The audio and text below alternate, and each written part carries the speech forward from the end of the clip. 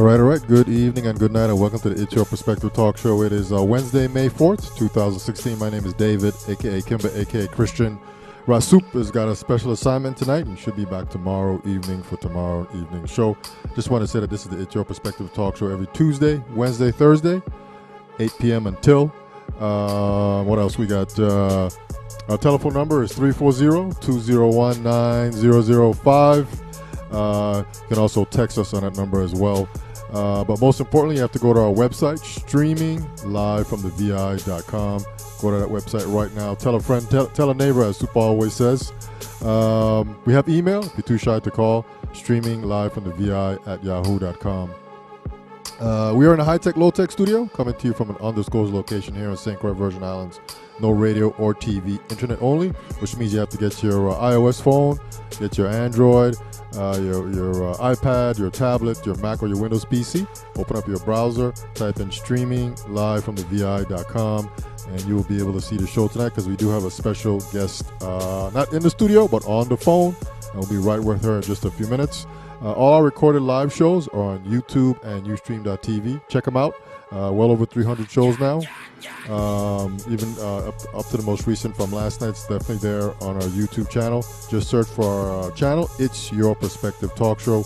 We have 2 Facebook pages. Check those out as well. Give us a like. Let us know how we're doing.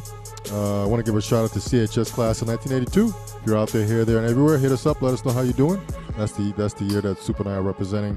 But most importantly, we'd like to thank all our past guests for being on our show.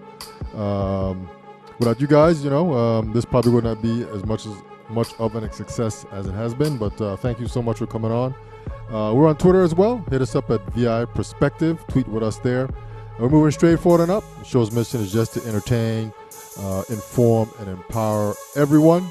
Definitely want to give a quick shout out to our sponsors, Magdalene's Party Decorations and Supersonic Computer Services.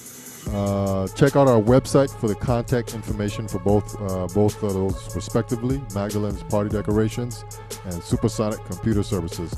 All right, so as promised, we do have a special guest in the studio tonight. Rhea J, are you there? Yeah, I'm here. Okay, man, so we are live right now. Did you hear the intro? Yes, I did. You did a wonderful job. Okay, man, well, thank you for coming out again. There she is. You are welcome.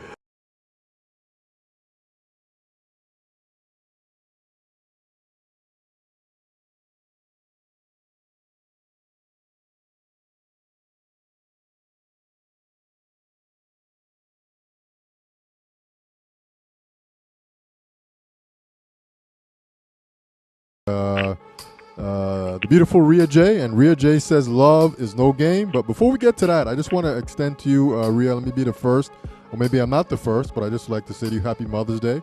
The big day is coming up this Sunday. Yes, Mother's Day.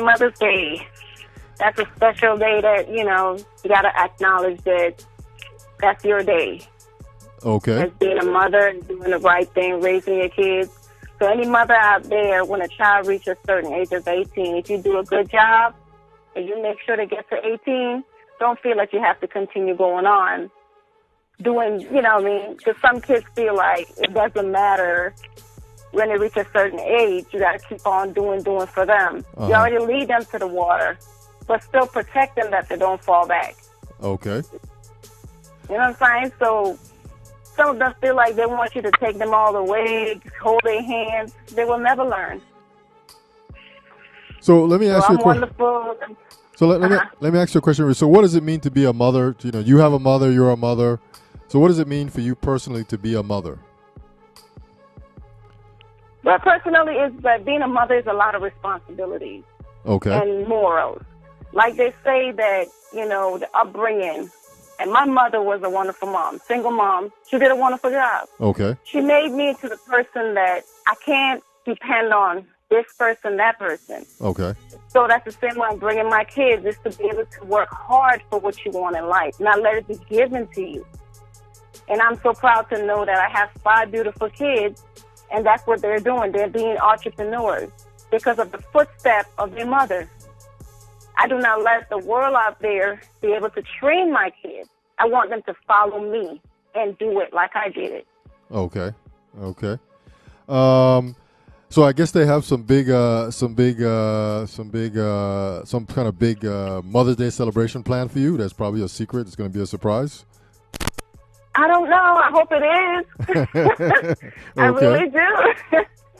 Okay. I really do. Okay. But if it's not, just saying I love you, Mom, is enough. Just enough. Okay, I understand that. I definitely want to give a shout out to my mother too, right here in St. Croix. Happy Mother's Day, Mom. She's probably not listening, but I just want to say that anyway. So, Yep. Yep. So let's kind of move on here a little bit, Rhea, and talk about Love is No Game. I know you've been on the show a couple times in the past, and we were talking about this sort of same particular topic, and we just kind of wanted to maybe reiterate what we kind of talked about in the past and maybe add some new stuff to it. But before we do that, you say love is no game. So what do you mean by that specifically when you say love is no game? Well, why I came up with that theme and why that theme came into play is because a lot of people, it's just not a relationship.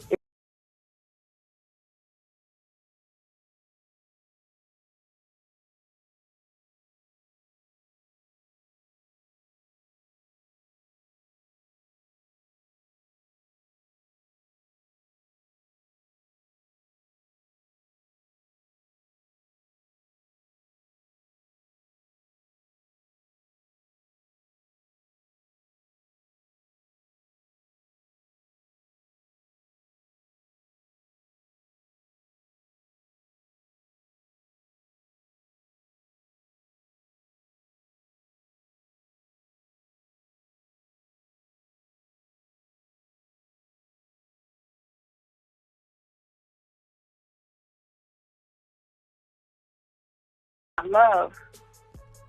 Back in the days, I remember, my grandmother been with her husband for years. We called that love, which we wanted to follow that footstep to be in that relationship for that length of time. I would call that love. And he didn't play no games. Okay. He was right there. He went out to work, bring the money home. She made sure she cooked. That wasn't game. That was love. Okay. But nowadays, when you look at it, you're looking for your man. He's up there with another woman. That's too much games you're playing. Okay. And then the thing about it, when, like I came up with it, where love is no game, it's not a game. Love is not a game. They're playing with love, and love is causing a lot of people to get hurt in the end. Yeah, emotionally hurt, yes. And I you guess, see what I'm saying? especially, I guess it could be financial too. If you're further along in a relationship, there could be some financial loss as well. Yeah, it can. Financial. I mean, basically, that's like a top one right there. Okay. Financially, when two parties are living together and they're going through financial issues, they have a tendency to mess with their love for each other. Okay. And then when you see that, that's when they start to draw apart. But I prefer somebody to tell me, I'm not in love with you no more. I'm out of love with you. Can we just move on? I prefer you to say that than to play games. Okay. Because basically, the other party might be so in love with you, but you're out there playing games and feel like it's okay. And then when something happens, clink, clink, handcuff is on. Yeah. But it's already too late. Because you never know how somebody's going to take the part of you playing the games. They can take the part of you saying, I love you. Ooh, yeah, everything goes down, baby, everything. Mm-hmm. But when it comes to the part of game, everything evil is going to come and play in that part. Yeah. So that's what I tell people, love is not a game. Well, let me ask you this. So why do you think games are being played? I mean, we all know what being in love is. We all know what being in a relationship is. But why do you think that, men play games? Why do you think women are continuing to play games? Because when you get into a relationship, I'll give you an example. Like, you be in a relationship, the first 2 years or the first year, they can't stand not to be near, away from you. I got to be under her, this and that. But it comes to a time where if Susie's on the other side and giving him attention and giving him something that Paula's not doing, of course he's going to go over to Susie because he's curious. Mm-hmm. And then when you turn around, he get caught. I'm sorry. You take him back. He go again. Sorry. Take him back. That's the problem, is that if you allow them to get away with it once, twice, they're going to continue. So you might as well, if you strike out one time, that's it. You know, it's no striking 3 times, just one. And that way men or women will learn, stop doing it, because you'll be a good person to that. And they still go out there and do that. Why? Because you're allowing them. Yeah. Because when they say sorry, it's like a game to them now. She's going to say sorry again. Let me just go do that. It's a game. Okay. He's hitting the ball over the fence, but I know what he's doing. He's running back on the other side and catching the ball for himself. Mm-hmm. Mm-hmm. So let me ask you this, Rhea. When you meet somebody, is there a way to sort of, I guess in a sense, maybe figure out, or I don't know, maybe foresee into the future that whether this person is a player or not? And this goes for men and women. I guess men do the same thing as well. You know, you want to figure out if whoever you're pursuing is a player, because women can be players too, and so can men. But is there any signs of what you would look for to see if a person's a player? You know. Basically, it's not a sign, because everybody cover up their, you know, they got a covering on top of everything that they do. Okay. But it's later on, when you're already in so deep into it, that the covering comes to the top. Okay. You know what I'm saying? It's probably sometimes it's too late. Sometimes some of them reveal themselves in the beginning that you can run. But I always learn to myself, and I say, what we do wrong is that we love so close up to the person's face that we can't even see the mistakes until it's too late. Okay, I got so if we step back just 2 steps, you can love them. But you're not going to love them in a point that you can't see left or right, that if he throw the ball at you, you could dodge it. And you could just move on and say, you know, this ain't working for me. You know, I think it's time for us to just go apart. But if you're up so close in that person's face, you're going to get a blow so hard that you're going to get hurt by the game that he's going to play. Because you love it so close up in that person's face. But there's certain signs that God gives us, but you know what we do? We ignore the signs because we're so in love. Okay. So we ignore the signs. God always shows us a sign. Okay. We always see a sign at the beginning, but we ignore the sign. Well, you mentioned a word there, Rhea. You mentioned God. How important in a relationship is God? You know, you might see these little these famous sayings. You know, the family that prays together stays together. And things like that, maybe on Facebook or whatever social media you're into. But how important is God in a relationship? I mean, when you meet somebody, should one of the first things that you ask them, do you go to church? What are your thoughts on that? Because that, to me, I mean, I won't put it this way, because even Christian men and Christian women do wrong too. Okay. So sometimes, yes, it is important. Because if somebody loves God so much, basically they're going to look twice. Am I going to hurt that person? No. Because you got a godly love inside of you. And I thought to myself, when you put God in the midst of everything, it goes so smooth. Okay. But if you come into a relationship with games and all this kind of stuff, it's not going to work the way how God has it working for you. Okay. But like I tell people all the time, it's the things I've been through. A lot of, relationships, not to speak about it, but the thing that I didn't do, I didn't wait for God to answer me the question that I asked him. Is this the person for me? If it's not, show me. Did I wait for him to show me? No. And that's where I said, that's where God comes in. If you ask him a question, God, is this the right person for me? He's going to show you a sign. But do we wait for the sign? No, we don't. Okay. We don't wait for the sign because we're so in love. We get there. Oh, yes, that's the one. Woo! When you turn around, you get a big old blow like, woo! You be like, no, I didn't know this one was coming because you're up too close. Yeah. You're all up in his face that you can't see. Yeah. So let me ask you this. One of the questions that I always think about is, how much of yourself do you sort of divulge to a person? You know, you go to the gas station. You see a nice young lady there. You say, "Hello, my name is David. Would you like to have dinner?" She says yes, and then you guys go out and have dinner. How much of yourself should you divulge on that first, couple of dates? I mean, do you want to give away all everything about you and everything that you've been through in for me, 52 years of life? Oh no. Or do you want to? That's why it's called your past. Okay. That's why it's called your past. It stays in the past because out of experience, you never tell somebody about what you've been through with an ex. You take it from there. We got out to dinner. Okay, cool. What's your name? You exchange that name, whatever. You find out what they like, what they don't like. You try to find out what that person is all about. But a lot of people, what they do, they want to read into, oh my God, you're so fine and this and that. I prefer you to make love to my heart. Make love to my heart. See where I'm at. Okay. I want to make love to your heart and your mind. Let me see where you at. Okay. See if you could carry me. So on the first date, you're not going to be talking, oh man, you know what, I've been with John, and John cheated on me 5, 10 times. That's, I pick up my dinner and I walk right out the door if I was that man. Okay. I didn't come for that. I come to know about you, where you work at, you okay, and, stuff like that. But you don't tell this person, man, I've been with 15 women. No, you don't give out too much of your business. Okay. So, but I mean, you don't.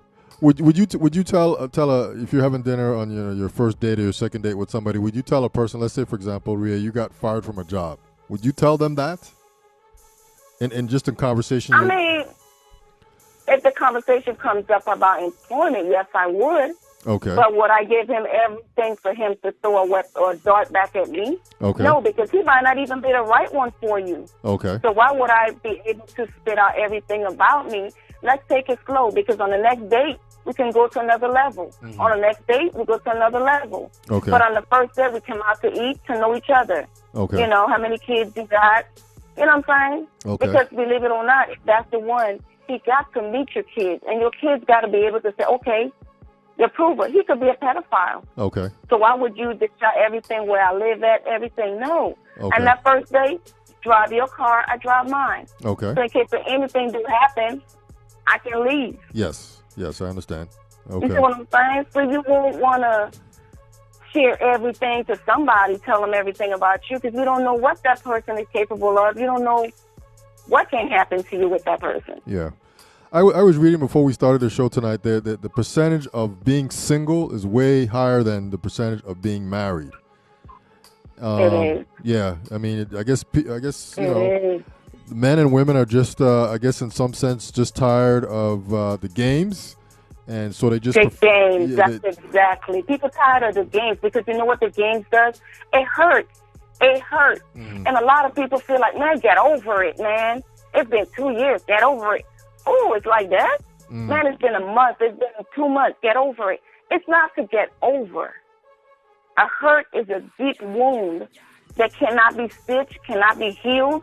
It sticks to you. And people don't understand that. And then when it sticks, if you don't give yourself that breathing for it to heal, then when you go on to the next relationship, you're carrying that wound with you that is not healed. Then the wound is going to be deeper because you're going to look at that person and say, oh, you're doing me just like that other guy did to me. So you've got to give yourself at least 6 months, breathe, go out, have fun. You know what I'm saying? Do you like a single person, but just don't have no intimate sex with nobody. Just learn you, love you. Just go out and say, I'm going to buy myself a shoe. Just love you so unconditional that when the next person comes, you won't bring that baggage with you. Okay. So you just got to go out and exhale. Exactly. Okay. Exactly. You don't need no relationship. And that's what a lot of people don't do. They don't give themselves that much time and space that they can just exhale and release all of that to the left. So when you look to the right, there goes your husband that God probably sent. But then he's going to run because you're going to be bringing the baggage with you. The wound that you have is not healed. Okay. So let me ask you this now. For me, like trust, honesty, respect are like key, they're all like number one items when you meet somebody, trust, honesty, respect. I also like to add to that list too, loyal. Yeah, being loyal. But I also like to add to the list too is, when I meet somebody, is this a person that I can bring around my mom, around my mother? Exactly. I mean, that's the number one key. Yeah, can I, after having 3 or 4 or 5 dates and after, maybe 2 or 3 months of hanging out with somebody, then you want to say, hey, Rhea, maybe on a Saturday afternoon, I'll take you over to my mom's house and you can meet my mom. And so that's important to me. But Yes, it is. Obviously that's important to you too. Yes, it is. Yes, it is. Okay. Got to be careful what you take home to mama. Huh? I say you have to be careful what you take home to mama. That is correct. For me, not everybody I meet I do that, but the person would have to be just a very special, and I feel and I sense that this what we're building is heading in the right direction, and exactly. And then comes that moment in time where I can say, hey, Rhea, let's hang out, go over to my mom's house and introduce you guys, and just kind of see how that goes. That makes it so special. It does. It makes it so special when a man can take you to his mom and be like, oh wow. I guess I'm the one. I guess I'm good. It makes that woman feel like she's beautiful, because to meet your mom, that's a big, big step a man does. Mm-hmm. You know what I'm saying? But some men, ladies, look out. If they cannot treat their mother with respect, you better run. Mm-hmm. You said run in the opposite direction, eh? Run in every direction. If you got to dodge him, run. Do everything you got to change your number. Yeah. Because if he cannot respect his mom, he's not going to respect you at all. Nothing about you he's going to respect. Yes. And that's where he's going to play the games on you, because he don't know what it is to respect a lady. The first respect you got to give to a lady is your mom. Yes. If a man cannot do that, and the mom is a queen, that is a queen. Okay. So you gotta love your mom so unconditionally. And if you cannot do that, you cannot even be with somebody like that, because he's never going to respect you. Never going to respect you. So let me ask you another question here about this whole thing of trust. Oh wow. So for me, what I like to do, I guess the way I approach trust is, when I meet somebody, the trust is at 100%.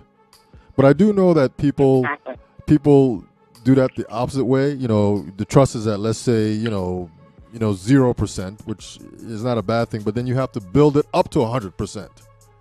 So what is your thought on that? Do you start at 100%? You and I meet Rhea and we're out, and then we trust each other. And we trust each other. Yeah, that's the way to do it, though, because I prefer somebody to come into a relationship like me. Okay, you come in, we out to dinner, we out to this, we talk on the phone. I want you to be honest as much as possible as you can. I don't want to know your past. I don't want to know your business. But I just want you to be as honest as you can be, because once you break a trust, it's hard to regain back. To recover from that, okay. It's hard. You know what I'm saying? So you're going in a relationship, you put all your windows down, your guards down, your walls down. Okay, I'm going to trust him. You look like a trustworthy. But then when you turn around, you just make a simple lie as you're going around the corner to meet your homeboy, but you're in the club with your boy. Yeah. Right then and there, a simple lie, look what it's going to cost. Trust right there. Yeah. It's broken. Can you recover from the breakage of trust between a man and a woman in a relationship? It depends on the person. That's all I can say. Okay. It depends on that person, because with me, I will trust you. Once it's broken, that's it. I look at you as the way that I have to move on, because it's going to be broken again and again and again. Because if you tell a simple lie and it's broken, trust is so hard. You can regain it, but it depends on the person. Okay. Honestly, it depends on that person. But I know to myself, it's going to be revolving up as soon as you got a conversation. Oh, yeah, remember you did this to me. So it's always going to reap up every time. Okay. So I always tell somebody, if you want to be in a nice, honest, and good relationship, just be honest from the beginning and be honest all the way. I'd like somebody to be honest with me. Please. It's not going to hurt me. Okay. It's going to make me love you more. Okay. But if I have to realize that you're so honest and you're so lying, it turns me away in seconds. Okay. I look at you in a different type of way. Okay. So let me ask you this. So obviously respect is important too. You want this. What was that? Respect. Being respected Yes, is important. You want the man to respect you as a human being, as a woman, as a black woman, as a mother. You want that respect. That's right. Okay. That's right. Um. Respect is number one, because if you respect me, I'm going to respect you. Okay. You understand? And that's it. But some women and some men, you have to learn to respect yourself first. If you cannot respect yourself, that person is not going to respect you. If you're doing things that is so disrespectful and stuff, that person is not going to respect you. Okay. Because it's going to come right back and they're going to look at you like, okay, good. I mean, I could call her this word and this word, and I could do this and I can do that. Look how she looked. Look how, they already got it in their mind. They could disrespect you. Okay. They already got it in their mind. They don't have to respect you because of the way that you carry yourself and the way and the things that you do. That's why you got to be careful with yourself, how you carry yourself and things that you do and say, that other people will look at you. I got to respect her. She's, I can't go towards her with no disrespect, because she's well, put together, well, respectful and everything. And that's what we used to tell us when we was growing up. Oh, boy. Oh, Johnny, you're so respectful. You could tell your mama trained you good. I got you. So it's like the way certain people are brought up. Like my mama said, I brought you up. I didn't drag you up. Let me ask you this. So one of the things that that sort of is in my mind. Let's take, for example, that a man is in the mindset of he's ready to be in a relationship. He's ready to meet somebody. Because I always say that the timing is always critical, because I could be ready. But if you meet a young lady at the neighborhood gas station and she's not ready, then you're already out of sync. It's almost like it's not gonna work. Yeah, this woman has to already have in her mind that she's ready too, and she has to have in her mind that she's would like to meet somebody. So when she thinks like that, and when I think like that, and you meet at the gas station, then I think the chances are a little better that you could move forward a little bit. You're a little bit more open to sort of trying to put something together. Not really, though, because I met you and I'm ready, but you're not. It's like, okay, you're not ready, but I'm ready for a relationship. So what do you want to do? You're going to be like, well, I'm not ready. So what am I going to do? Force you into being ready? You know what's going to happen? You're not going to love me the right way. Yes. Because I'm forcing you. Then we're going to have sex because why? But in your mind, it's just a knockoff. In your mind, it's just sex. But in my mind, I'm in love. Okay. It's the one for me. Okay. But in your mind, you're saying no, because your mind and stuff, you're not ready. So you got to be ready for that relationship so that both of us can go one step forward together. Not you in the back and I'm forward up, and then I'm looking back and you still standing there, because we're not on the same level. Okay. We're on a different level. You don't want me, but I want you. Okay. So I'll be pressing, and then when you see tears coming out your eyes and crying and saying, oh, he don't want me.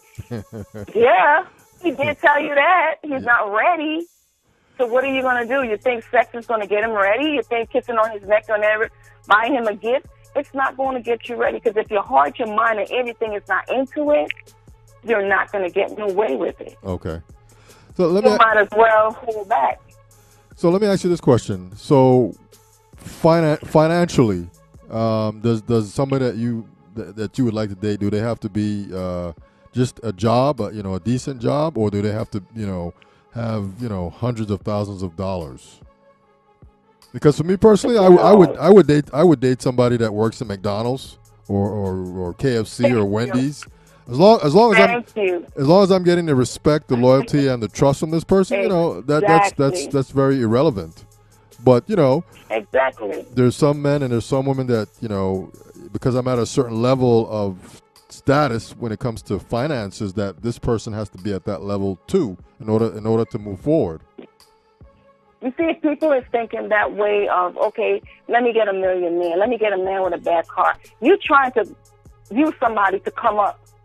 You understand what I'm saying? Yes. Because you got this sort of standard in your mind and in yourself that if I be with Johnny, he got a bad ride, that's going to make me look good. No.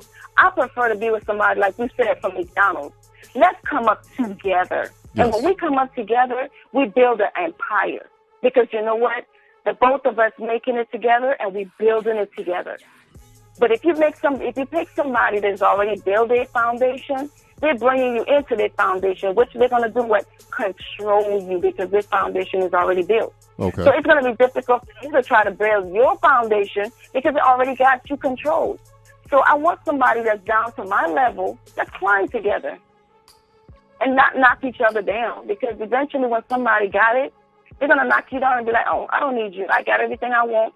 What am I going to do with you? Yeah. You're just a sex toy. Yeah. You know what I'm saying? Yeah. What about You're just a sex toy. what about this whole concept of love at first sight? Has that ever happened to you? Oh. Mm-mm. No? People have said love at first sight. But if you look at it, it's lust at first sight. Okay. That's not love. That's not love. That's lust at first sight. Okay. Because what you're seeing, you see the outer coating of that person. You're seeing the outer coating of that person. Okay. You see what I'm saying? And you say, oh, I like that because she got a nice butt, everything. That's what you call lust at first sight. Okay. So when I meet you, can you get to know my heart? Can you get to know my mind? That's what I want from you. Okay. So that way, you know that's love from first sight, because we out. We're looking at each other. You turning and you're not looking at my face or my body. You're like, I'm looking at your heart. Okay. Are you pure? You know, do you think that, you know, you love somebody like me? You know, am I that genuine? Mm-hmm. But of course, you're going to blow your mind and be like, ooh, this person ain't trying to send my body. He's trying to, you know, find out where my heart is at. Yeah. Do you believe in like maybe like this whole concept of like falling in love quickly? You meet a guy and everything is just going the right way. You know, he's calling, you're calling, conversation is good. You know, he shows up on time, you show up on time. You know, the financial responsibilities early on are going well. He's paying, you're paying. Sometimes he pays for both. Sometimes you pay for both. Sometimes it's Dutch. But do you believe in this whole concept of maybe like falling in love quickly with somebody? Yeah. Okay. A lot of us does that mistake. We fall in love so quick, and that's the same thing I was telling you earlier, is that falling in love so quick is that we fall in love that we feel close up in the person's face. Okay. You see what I'm saying? That if we step back just a little bit and not fall so deep in love, you can fall in love but not that deep in love that they could even go out there and make every mistake, even got a girl pregnant, everything, right? Mm-hmm. But we're not going to see that because we're so close up. But if you step back, you see the mistakes of your partner or the mistake of the person that you're trying to meet. And that's a lot of things that we do. It's like we fall so deep in love that we can't see the person's mistake. Okay. That when it's time to get out of it, we're so deeply hurt because we fall so deep in love. So deeply in love. I got you. So this whole thing of you know, you reach a point when you're dating somebody, and what do you prefer to say? I love you, or I'm in love with you? Because in my mind, there's a difference. What are your thoughts on that? I mean, the thing about it, well, because I think there's a difference. I think there's a difference. I would say, you know what I mean? They're basically almost the same. Because if I love you, I'm in love with you. Okay. You see what I'm saying? In love with that person, I love that person is the same thing, because you're just all about that person. So if you get up in the morning and every morning you tell that person, I love you, that's a feeling that should be coming from from the dip of your gut. And you say, I love you, because it's genuine. Okay. You see, when it comes out, it's genuine. And then the next thing is, baby, I'm so in love with you. That's genuine. You know what I'm saying? You're really bringing it out from inside that you're telling that person that. But some people just, when they say it, some people don't want to believe the other party because they're thinking in their mind, man. And the thing about it, too, is certain people, when you be telling them, I love you, or I'm in love with you, they take it to the head that even if you do something wrong out there, they know you're going to forgive them because you know why? You're in love with them and you love them. Yeah. Let me ask you this, Rhea. Rhea J says love is no game. What are some turnoffs for you? You meet a guy at the gas station, and you go out on your first date. Obviously, the things that you would like to have in a guy, but what are some things that are like a turnoff? Like for me, for me, a turn off is like being late. You know, I mean, we set plans to be there at 8 o'clock. Yeah. You know, I mean, time consuming. Yeah, time. Yeah. So Like, let me just run this past you real quick, because this is how I think about this. So on Friday morning, you and I, you know, we call, we're talking, and they say, let's have dinner tomorrow, Saturday, and then we agree that we're going to meet at 8 o'clock. So I would think that the young lady would, or you, Rhea, would basically, in a sense, in your head, sort of mentally start planning your Saturday, so that you can be ready. So that you can be ready for 8 o'clock. So you can't call me at 10 minutes to 8 and say, oh, David, I'm going to the mall to buy some pantyhose. You know, then no. you know, I mean, that kind of throws off the whole vibe, you know, because it throws you off. Yeah, because you might have something special in plan of being at 8 o'clock. Exactly. You might got some roses to give her before you sit, but it's already the time. She's coming like a half an hour later or an hour later. Okay. I will cancel it. I'm sorry. Okay, so being on time is important. Yes, I would cancel. I'm sorry. I would cancel it. Well, there's the other issue too. There's the other thing that you always see on Facebook about you know, the level or the frequency of calls that you make between this person and yourself.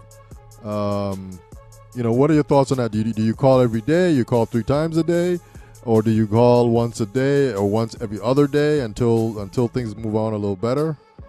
You know, what are your thoughts on that? That the thing about, like,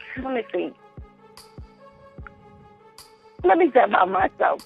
If you talk to somebody, the more often you speak to them, the feelings accumulate stronger and stronger. Mm-hmm. But I feel to myself that the games that are being played these days, like they're saying, if you could go a whole 24 hours without even speaking to me, that's not love. And then you come back later on, oh man, I was busy, but you know, baby, I still love you. And hold your brakes. No, you don't. Because if I could go for 24 hours without speaking to you, I wasn't on your mind, your heart, no part of you. Okay. Because you come back the next day. You see what I'm saying? So I think calling someone is very important. I love when I could wake up in the morning and I looked at my phone and be like, oh, baby, I love you. Have a good day at work. You know, everybody wants that. Okay. Even a man wants that. That he can roll over and look at his phone and know somebody's thinking about you. Yes. Even if I don't call, a text come through. Yes. Yes, I agree with you. The thing about it, though, huh? I agree with you. Yeah. So just send me a text. Give me a little call here and there. But I don't expect you to sweat me so much calling me every hour or every minute. But at least, give me one in the morning, a little evening, and a little evening again. At night, you just do a little talking and then bye. Okay. That shows me that you're interested in me. That shows me that you love me. Okay. But if you're going to go calling me one time a day, oh, no, you don't have no interest. So, ladies, when you see a man doing that, somebody's accumulating the hours that he's not calling you. Somebody's taking up them slots right there. Okay. Yeah, you mentioned a word there, sweat me.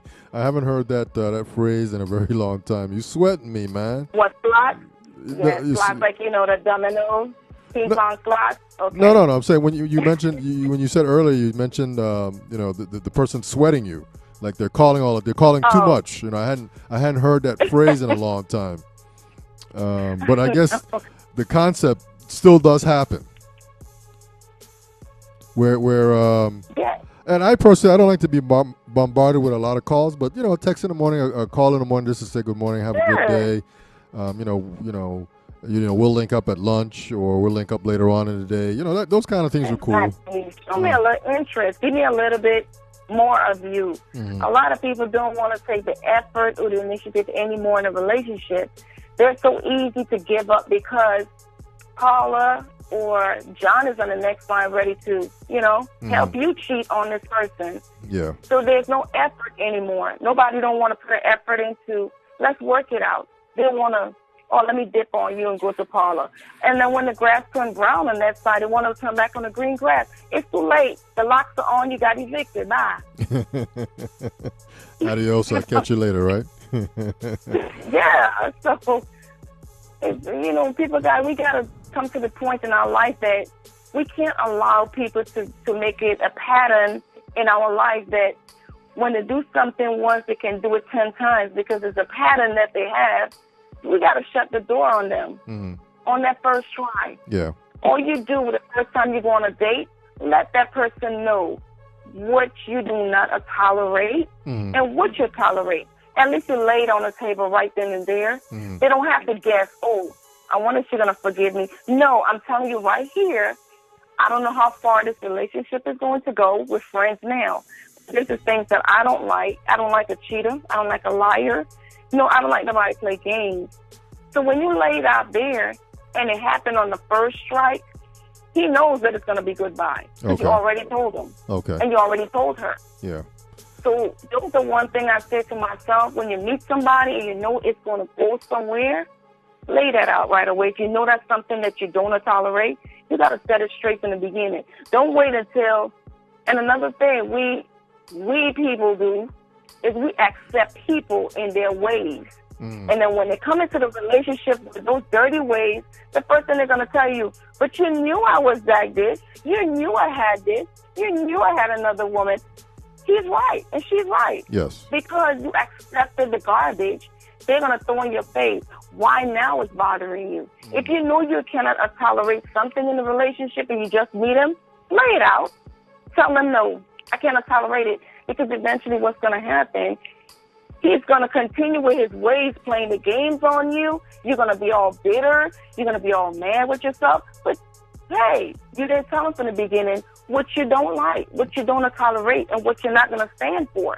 So at the beginning, let them know, I'm not going to stand for you. If you cheat once, bye. Yeah. Make up your mind. So that tells you, don't fall in love. Don't fall so deep. Don't get so close. Step back and watch him and watch her. And you will see it. Let me ask you another question, Rhea. Rhea J says love is no game. It's our topic tonight. But let me ask you a question. One of the things that you sort of see, some pictures and quotes and that kind of stuff on Facebook is, when you go out on a date with somebody and they're in their phone. They're on Instagram, Facebook. Oh, mama. Your thoughts on that? I mean, is that I guess you leave the cell phone or put the cell phone in your purse, put it in your pocket. You deal with that later. I want some one-on-one attention. Exactly. The social media thing is so silly these days that people sit there. I have seen it going out to dinner and see people sitting on the side. The both of them sitting there at the table. His phone is in his hand texting. Hers is in her hand on Facebook. I could not believe it. That's the time when you're out. You're supposed to be getting to know each other. Leave social media to the side. Leave the texting to the side. But I feel to myself it's so disrespectful when you're out there on a dinner with a man and he there texting. That's game. That is game. Okay. Because I said to myself, why can't I get your full attention? Why I got to get half for you? You're trying to get to know me. How can you get to know me and you're right there texting somebody else? Yeah. Then you're going to turn and say, oh, that's my daughter, my mama, my sister, my uncle. No, because if that is so important to you, it's somebody that is so important to you. Yes. Sure. So right then and there, I will be, good night, gotta go. Yeah. I mean, should the person say, I'm texting my my mother, my brother, my sister? Would that? No. Okay, so that should. I feel to myself if it's if it's your mom or something or your kids, it might be something really important. But I feel to myself if it's somebody irrelevant, you gotta wait until I finish. I'm eating, I'm enjoying my dinner. Okay, phone, you stay in the purse, and I put you on vibrate. Let me enjoy this person because you're never going to get to meet this person and know what this person is about because you have an interference, your cell phone, you're texting. Somebody else is on your mind. So if he's talking to you and he's saying, I've been through this and, I'm just trying to find somebody that you're not going to even generate what he's telling you because you all up into the phone. You're all up into what this person is saying. So you don't even know what this man is saying to you. He's probably pouring out his heart, but you're pouring out your attention on something else. Yeah. So I would be like, did you hear what I said? And she'd be like, oh, I'm sorry. I'd be like, oh, okay, never mind. Is there anything else you want to eat? Bye. Yeah. Well, let me ask you this. So you're on Facebook and I'm on Facebook and, we're doing our Facebook thing, and we meet at the gas station, and then we're going out on a couple dates.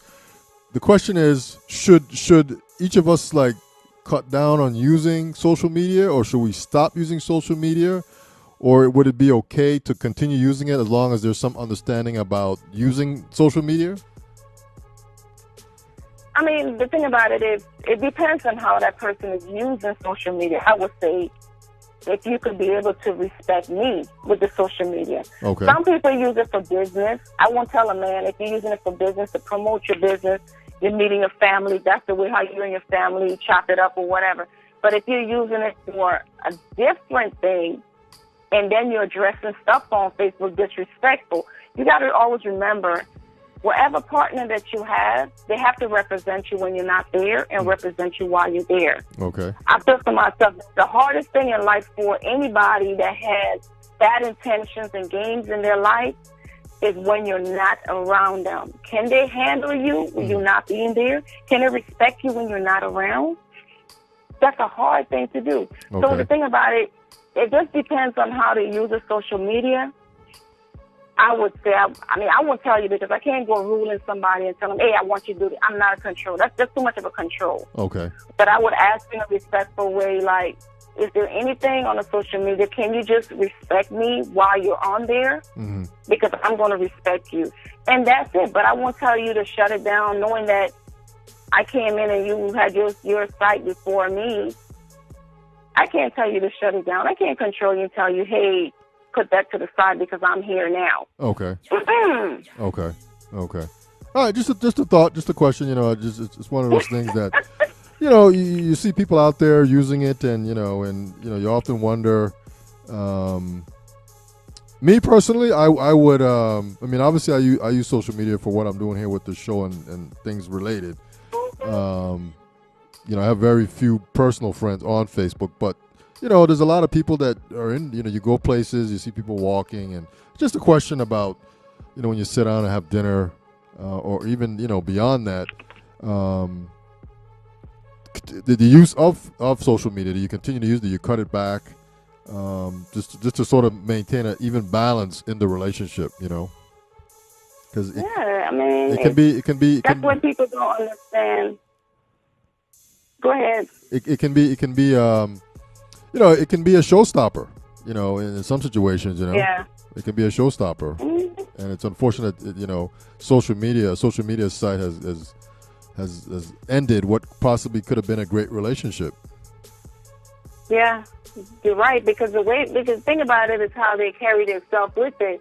And the thing about it is, so people take this social media thing to be like a playground. Like, they just be all up. Like, one time I went out to eat, and I saw this girl. It was like double dating, I guess. I don't know the guy, and she's sitting there FaceTiming with her friends. I'm like, what? That thing is so played out to see grown people FaceTiming in a restaurant and FaceTiming in a grocery store. Mm-hmm. When you out to dinner, you out to these places, you got to straighten up, sit up straight. Come on. Get your act together, right? Yeah, like, you FaceTiming and you right there eating, so everybody in the restaurant is watching and hearing you what you're doing. Mm-hmm. That is too much. And that's why I tell people, with that kind of attitude and way, if I were the guy, would sit there and watch her like, wow, okay. Is he going to have respect for you? No. He's not going to have no respect for you, because look at you. You're in a restaurant, and the restaurant is big, but you're FaceTiming. Mm-hmm. That shows your worth. That shows what you want somebody else to look at you as. Mm-hmm. Mm-hmm. What about what are your thoughts on like public public displays of affection, PDAs? Is that how that breaks down? Public displays of affection, holding hands, kissing in public. I know some women don't like it, some men don't like to do it. Some men don't like it. They say that's corny. That's that's kitty. That's all this kind of stuff. But some people do like it because it shows, affection. It shows love. But some people. But you said it right, Rhea. It shows love and affection in public. Yeah, in public. That will show that you're not ashamed of me. You love me. You love me anywhere. You know, even if we go out in the street, you can still kiss me. That shows that you're really into me. You love me. Yes. But some people feel it's corny, it's childish, it's kiddie. But to me, I look at it sometimes like one guy was saying he thought it was just corny where he was holding, the girl wanted him to hold his hand, and he was like, nah, man, that's corny, that's kid stuff. Well, like it is, I tell him, I said, are you ashamed of her? I don't know what, you know what I mean? Why would you be ashamed to hold her hand? Yeah. Do you love her? He said, yeah. I said, but if you love her, why should it be a problem if she just want you to hold her hand? She just want to be secure. She just want to feel you right next to her. Let's hold hands. But he said, oh, well, you know, I don't know. I don't like it. I said, well, you know something? If somebody else grab her hand and hold her hand for you, would you like it then? You know what I'm saying? That's what she wants. Sometimes you got to please that person and make that person feel like, you know, you're there. Because women, we like to feel like we're secure. We like to feel like, you know, we got the chain. We got, you know, that we got that person's heart. But sometimes we feel like if you're so ashamed to kiss me in public, if you're so ashamed to hold my hand, is it a reason to that? Yeah, I got you. Yeah, I got you. I mean, I think it's important. You know, it sets a tone, you know, for the relationship. You know. Yeah. And obviously, being friends before lovers.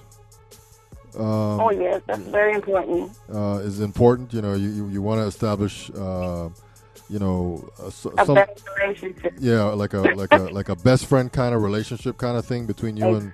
Exactly. Where you so guys. That person would turn around being your best friend, your lover, your everything to you because you have took your time to learn that person, and that's the same thing I'm coming to again. Loving that person from afar. Yes. When you love them from afar, you'll be friends. You know what they're all about. You know this. So you got time to run because certain people behavior and ways you might not be able to tolerate. So you'll be able to not be too close that you can walk away. Yeah. One of the things that a old pimp told me back in the days. You know, if you and I are out, obviously I've had a past when it comes to dating and all this kind of stuff, but you and I are dating now, Rhea, and let's say we bump into somebody that I used to date. I think what men at times do is, you know, they sort of like kind of steer away from that person. But I think what you have to do, is you have to basically introduce each other. I mean that's there you go. That sets right a fair. There, that's the answer. Yeah, that's a fair. That makes it fair. You know, hey Rhea, hey, this is Wendy. Wendy, this is Rhea. I mean, you don't have to get into any great detail, but you at least have to exchange names. Yeah. Because if you don't, then I feel that there's some level of suspicion that could be boiling. You know. Exactly. It makes you uncomfortable because. If me and you walking together in the mall and you bump into one of your ex, but you're pulling away from me, like walking ahead of me and stuff like that. But when you see her, you go and you hug her, and then you come back to me, we walking. That's disrespectful. And I have seen that a lot. Okay. You know, so like you said, introduce her because you know what she is. She's your past. She's your ex. I'm your future. Where are we going? Yeah. So why would you be so pulling away or walking to the side and don't want to be seen? I feel to myself, okay. You don't want to be seen with me? That's exactly how a woman would feel. Okay. Or a man would feel. Okay. So I would do just that and go ahead and let me introduce you because this is my ex. So let me introduce them. Yeah. I'm not ashamed of I'm not ashamed of my future. No, I'm not afraid of. I'm ashamed of my past. Yeah. So I'm gonna introduce my future to my past. Okay. Let me ask you this, Rhea. That way she won't feel bad, or he won't feel bad. Yeah, let me ask you this, Rhea. So you meet a guy. How can I phrase it?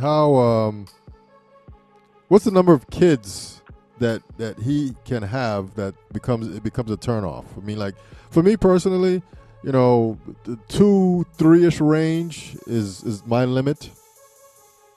More on the 2-ish side, but you know, if you meet a guy that has 5 kids, is that a turnoff for you?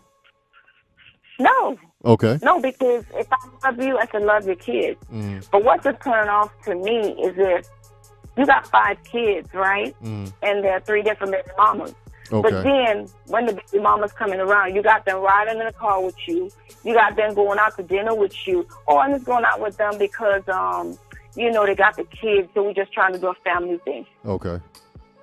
I mean, I have seen them, heard them, everything. I said, hold up. This is a medieval. Let me get this stuff out of my purse. You know what I'm saying? Let me go get this piece of steel, boo, because this ain't even going straight. Okay. But they do that a lot. So you kind of have a tendency that a lot of women doing now. They don't want to date a man with kids because they make it so bad for the relationship sometimes. Yeah. Some men, they take it into control and say, hey, this is my future girls, my wife, my fiance, whatever position that you have. And they introduce you in the right way. And then, at the same time, they stand that ground that the ex, that's the baby mama, but she can't disrespect you. Okay. She can't come here and do this. I'm not going out and do that. If there's a program, I'm going to take you with me. If there's a party, I'm going to take you with me. So she feels secure, like, oh, he ain't doing nothing with the ex because he includes me into it. Yeah. So everything with his child or his kids, he includes you. Okay. So that makes it a lot better. Yeah, it makes it a fair playing ground. Yeah, and nothing's being hidden. Include me. And nothing's being hidden in the whole process. It's kind of a exactly open, fair playing ground. Our guest tonight is Rhea J. Rhea J says love is no game. So we're just going to continue on here, Rhea. It's about 9:03 p.m. We're going to go to about 9:15 if we can make it. But let's kind of step let's step up the heat of the conversation here and jump right into this whole thing. So you meet a guy, Rhea. Turn up the fire. Turn up the fire, man. We're going to turn it up to level 10. We got a big flame blazing here. So you meet a guy at the neighborhood gas station. You and him hitting it off. Good conversation. He's calling, you're calling, texting. He's on time. He works at McDonald's, and everything is just going down right. You're starting to develop some emotions, and then he takes you over to meet his mother, and that goes well. He calls you the next day and says, Rhea, my mom likes you. She thinks you're very nice, very sweet. And she says, she gives you the blessing, and she says, David, she's always welcome. And when you come by, you're more than welcome to bring her by. Not a problem. So now you get into this whole thing of giving up the goodies. So when do you do that? When do you do that? When do you think it's the right time? Because there's always this thing of the one night stand or the first night stand, or how long do you wait? What's a good? They say 30 days. 30 days. Within that 30 days, you can think for yourself, right? Okay. The thing about with me, I don't know what it is, a one night stand or a second stand or this stand, or I'm not a stand. Okay. You see what I'm saying? I'm quality. So like it is, I'm not going to give you my cherry pop for free. You feel? Okay. That's like a free ride on a merry-go-round. Okay. So you just come, give me an IHOP dinner, and then say, hey, you want to hop? That's what they do these days. Okay. You do me, I do you. Okay. I don't know what is that. But I said to myself, if I meet somebody, I meet your mom, everything, we're going good. Okay. That's fine. All of that is nice. Okay, give me a week into it. Good. Let's do some more. Let's go out to the movies. Let's play some basketball. Let's do. Okay, another week. If you just staying up to 30 days, that's love right there. Okay. Okay. To some people, like I have some friends, and I watch them and I be like, how do y'all do this? I mean, how could you just meet somebody, sleep with them, and just, when you turn around, you're making a phone call, they ain't calling you back. I said, you know why? They already got what they got. They're looking on the outside and they're seeing how your butt print, your this print, that print. I want to see how that looks. That probably tastes good. They get it. And they call in, they don't ask them. Yeah, because they got what their mind and their body and everything. They come with a wrong perspective of what they want from you. Okay. So if you come with a bad intention, of course there's going to be a bad intention. It's not going to work. So I said to myself, hold off so you don't be disappointed in what they are planning to do with you. So at that time, you will know that person can hold off in 30 days. Okay. Okay. Because that's all they do. They come to have the sex and buy. But at the same time, I tell people, So I asked them, "Does you feel funny? Like you already give up your stuff, and this person they asked, "Did you feel funny?" I said, "Look, that is so weird because that person taking a part of you with them. That's a part of you that they're taking with them. You take your clothes off, they take their clothes. You're intimate. That's a, oh my God, that's like what do you call it, waves transferring through each other. Exchange of love, exchange of heartbeat. That's a moment. So when you do that, how could you do that on a one night stand? Yeah. Can you tastefully, when you meet somebody in the first 30 days, 60 days, have some general light conversation about sex, but not have sex? Yeah. Okay. I can do that. Okay. I can do that. Kind of adds a little. To see where that person's mind. Is that? Yeah, I got you. Yeah, I can do that. Now, this whole thing of no sex before marriage. What are your thoughts on that? I mean, you like I said, the scenarios that you meet a guy, everything's going well. You meet the mother, the family, and this kind of stuff, both sides. But waiting to have sex until you get married. I mean, have you tried that? I mean, does it? Well, I know I have done the 30 days in my life. I have done the 30 days, 90 days, whatever. But sex before marriage, I can't say that I have never.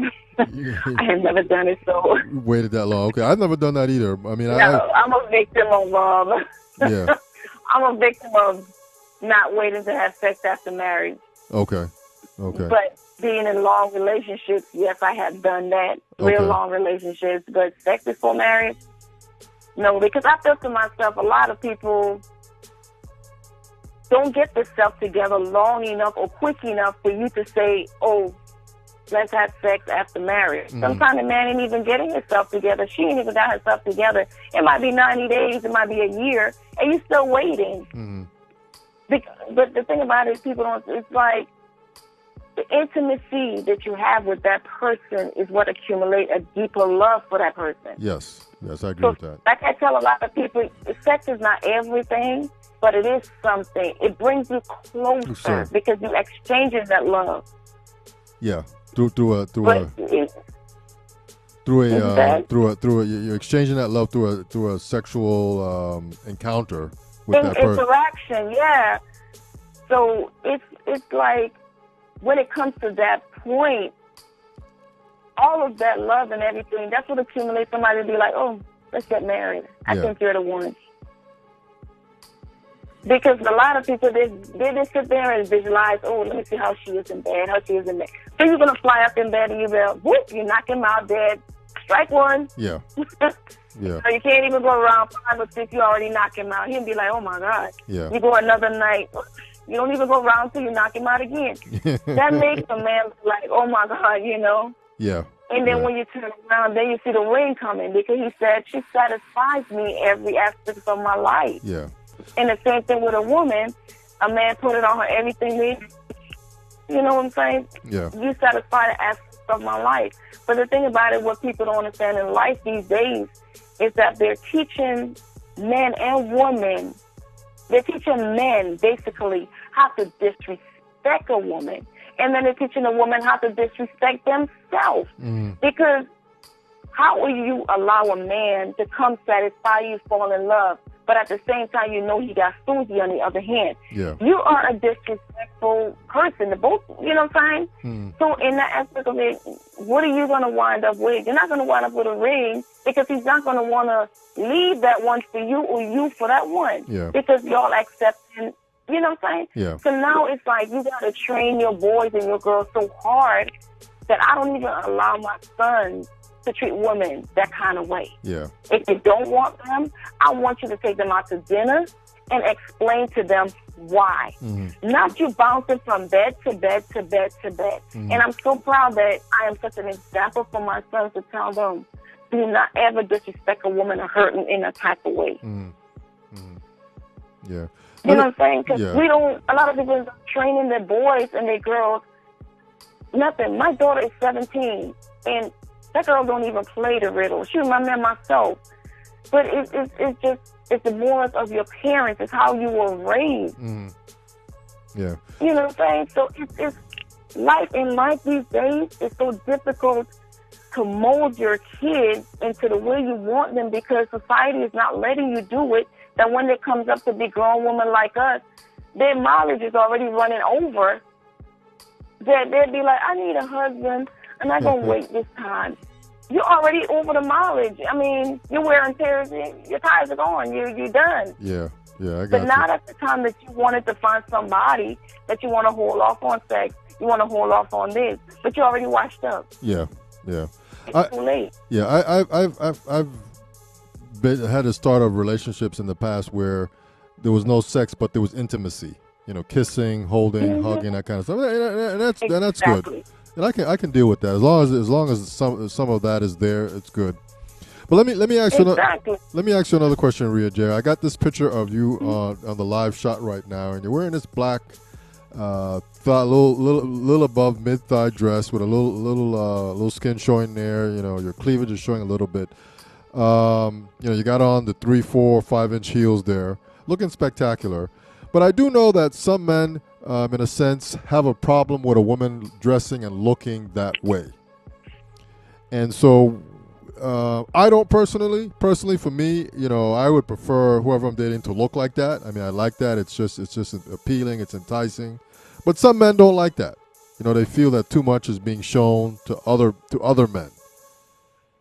What are your thoughts on that? Well, the thing about it is with that is he has a problem with you doing that kind of stuff. But I have never run into that kind of problem because it's dressed sexy. I'm not revealing myself too much to say that I want to get that attention or get that disrespectful attention. I have never got a disrespectful attention. But some men, they feel that way because I feel to myself, is it a jealousy inside of them? Or is it something that they're doing that they don't want somebody else to look at you because they're, you know what I'm saying? Like, for instance, let me give you an example. Like, I'm with you, but you're cheating on me with somebody else. I don't know that. But you want to dress like grandma, don't show nothing, but you know I'm bad. You know I'm nice, body shape, sexy, everything. But when I dress like that, you would get upset because you don't want nobody to get me because you already being taken outside the door. Okay. I feel like that sometimes men react in that kind of way because of what they're doing. But on the other hand, a lot of men would be like, okay, I want my woman to cover up. But when I wore that dress, I am single. I just came from, interview. I came from going out with my girls at that time right there. So I dress because I'm single. That's what I like to be. I like to dress sexy. I like to dress nice. But is it dressing for attention? No, because the way how we dress sometimes, it give us the wrong attention. But I never ever in my life ever got the wrong attention. I always get respected. Yeah. And I got to thank God for that. I'm always respected. I never get somebody, disrespect me no kind of way. Because if I could, I dress like that and I step up in the VIP, whatever, I stepped up and I never got disrespected. But I could understand if a man comes up and he'd be like, okay, I don't want my girl or nothing. I don't see nothing wrong in it. Okay, baby, no problem. You just go in and you switch it up. But some men feel they can go out with the girl like that because they know that she's not going to do nothing that's going to just be disrespectful towards him. Yes. You know what I'm saying? So a lot of men wouldn't mind their girl going out like that because he know in his mind, she ain't going nowhere. He knows in his mind, my baby going to respect me. She ain't going to disrespect me. You know what I'm saying? Yeah. And that's where trust is right there. Yeah, I got you. Let me switch this back to the steamy topic. So we the scenario once again is you meet somebody, everything's going well, meet the parents, meet the family on both sides, blah blah blah blah blah. Now you wait that 30, 60 days. You had intimacy, kissing, hugging,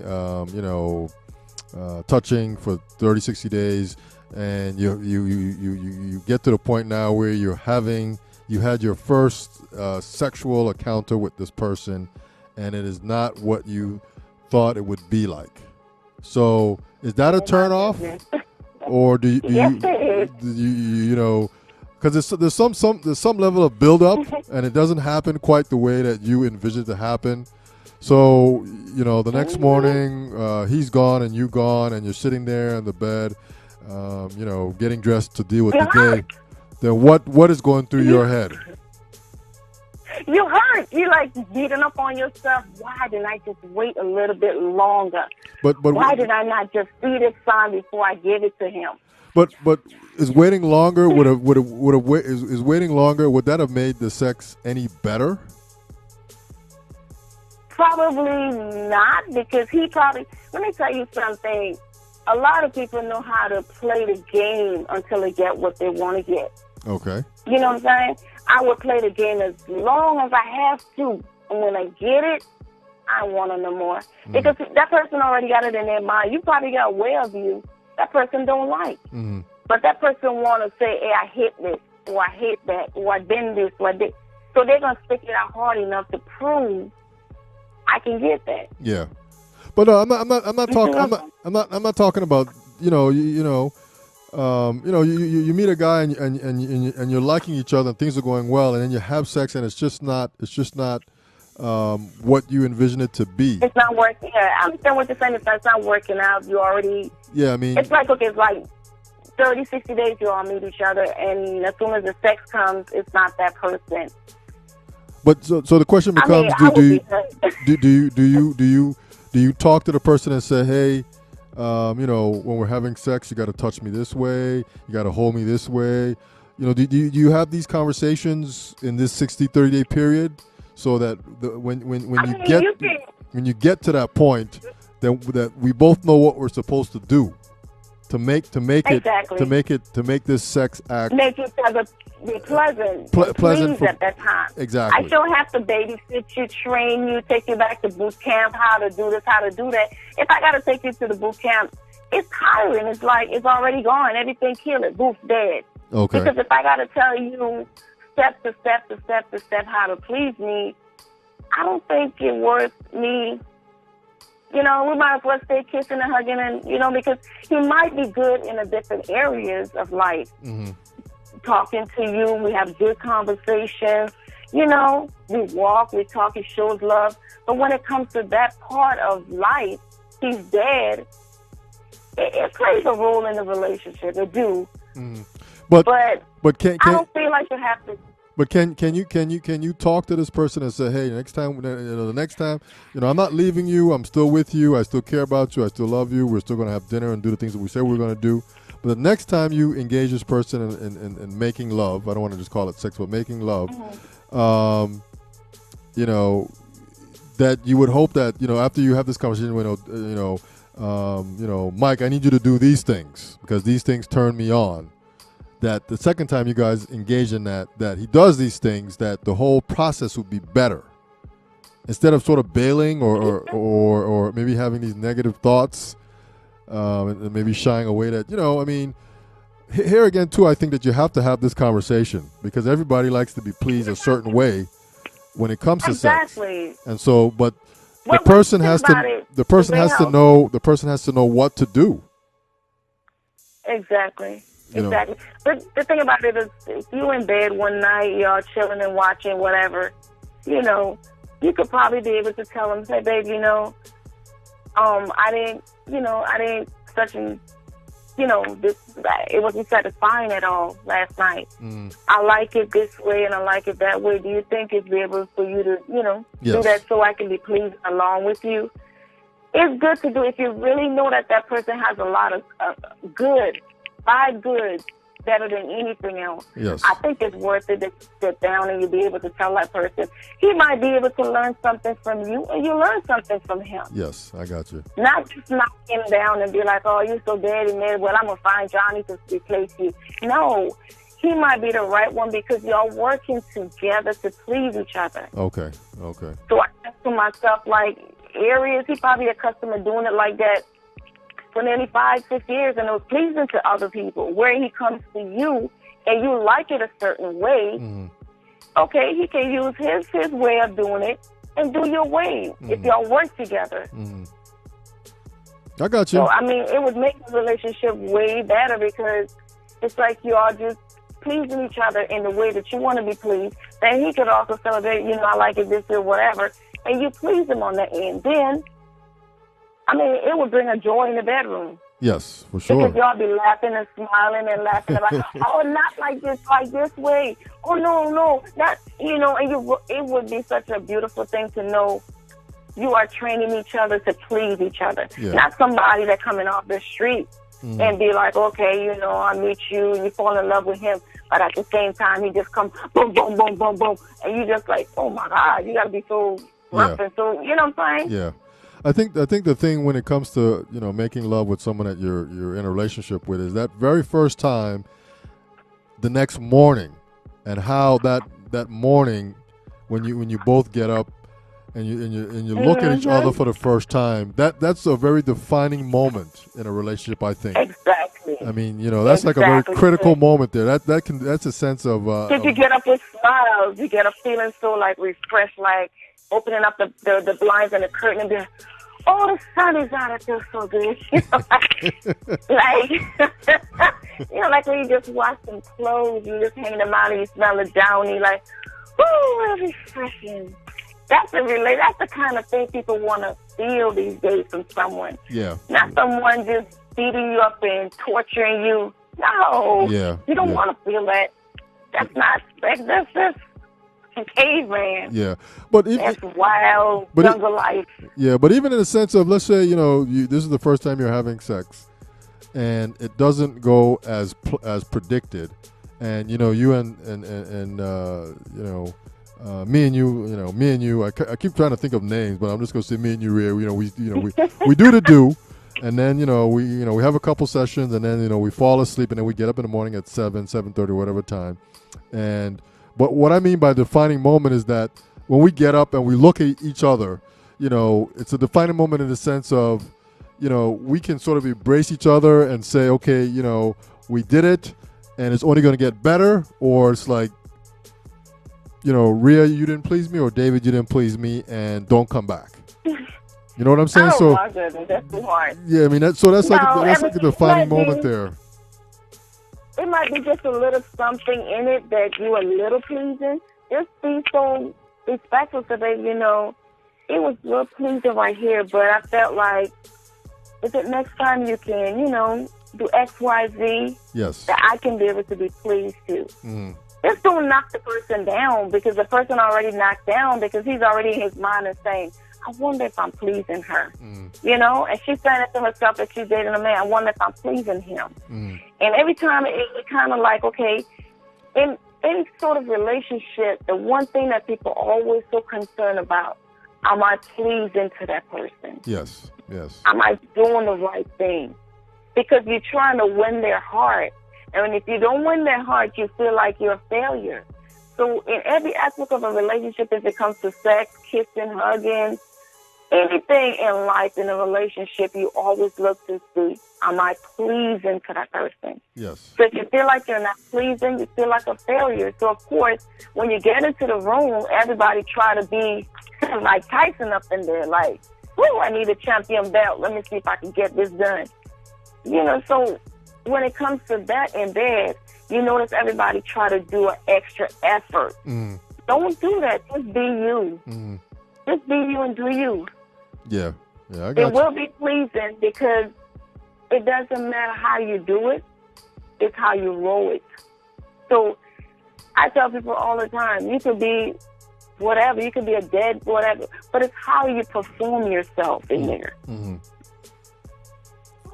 Your performance means a lot in everything. Your performance in a relationship, in the bed, when we go out, everything is a performance of representation of what you can do. Yeah. You don't have to go extraordinary. You don't have to do what? You don't have to go to extraordinary, like, oh, let me just tear it up. Let me just do this thing. No. I got you.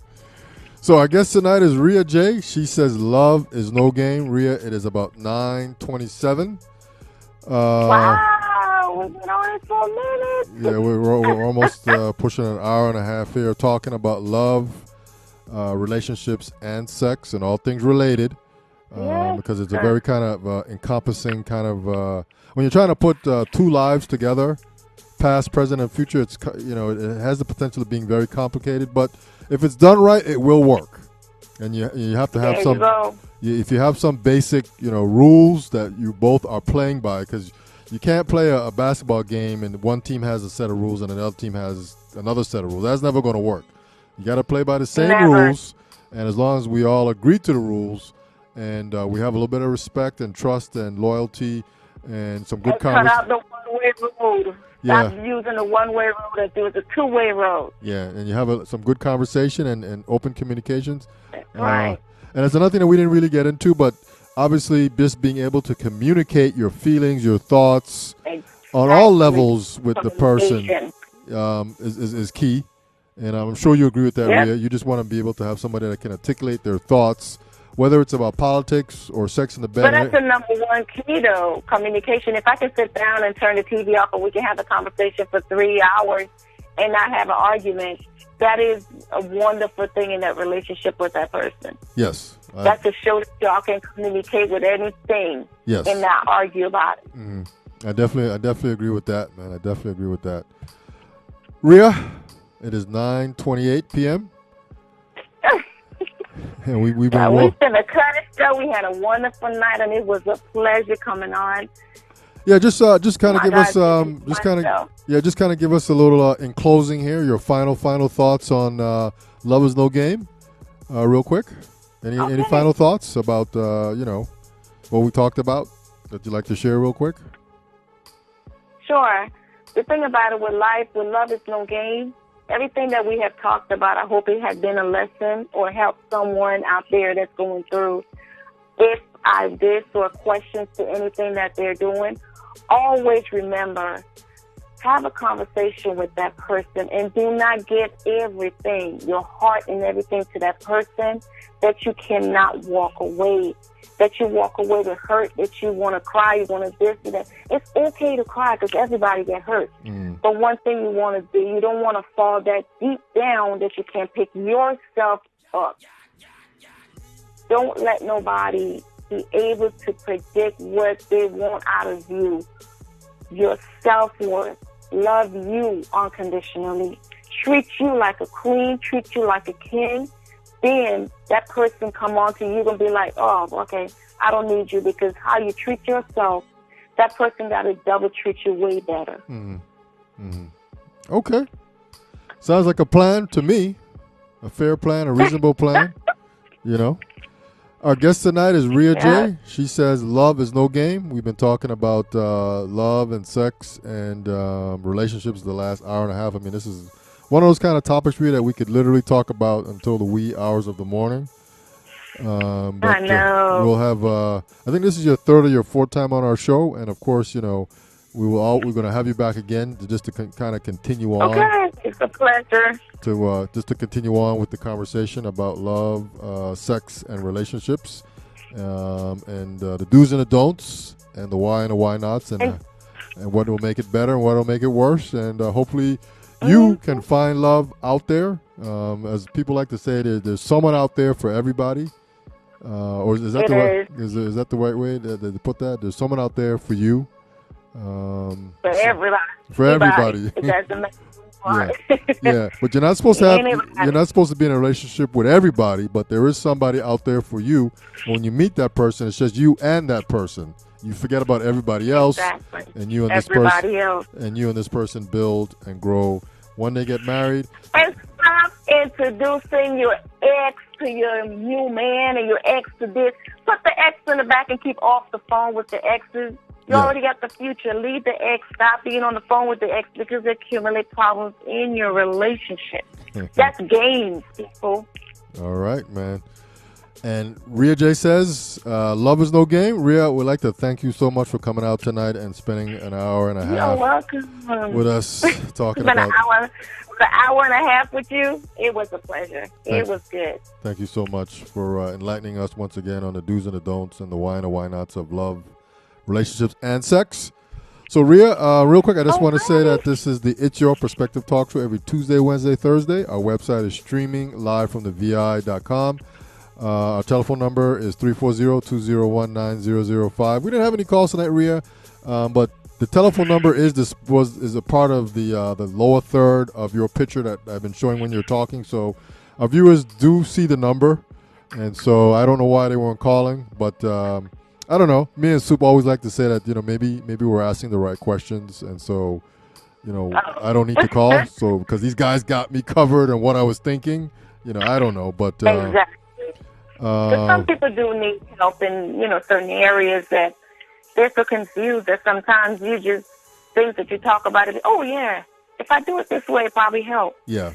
So I mean, sometimes you're a blessing to certain people's lives, and we never know how or when. Yes. So having this talk show is probably a blessing to certain people. Okay. Well, that's the intent here, trying to entertain, inform everybody out there. So real quick, Rhea, I just want to say that we have another show tomorrow night. Virgin Islands author Gary James will be back to continue on with this conversation. He does have a specific topic that he's going to be talking about. I don't have it in front of me, but I'll be posting sometime tomorrow before midday about it. So on that note, Rhea, thank you so much. And get some rest. And I just want to say we're out. I will. And Alrighty. thank you. And good night. We're out. Peace. Good night, everyone. Good night. All right. Rhea J says love is no game. Okay. We're out. Peace. All right. Okay.